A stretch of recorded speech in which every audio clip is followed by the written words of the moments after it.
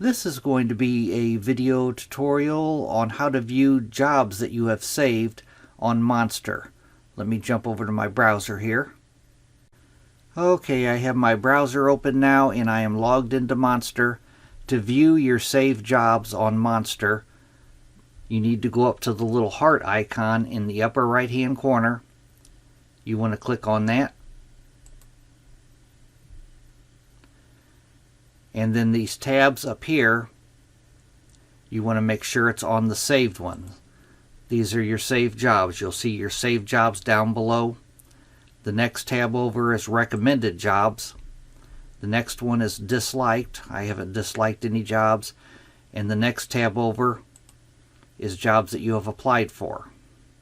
But that first tab there is the jobs that you have saved. That's how you find your saved jobs on Monster. Thanks for watching.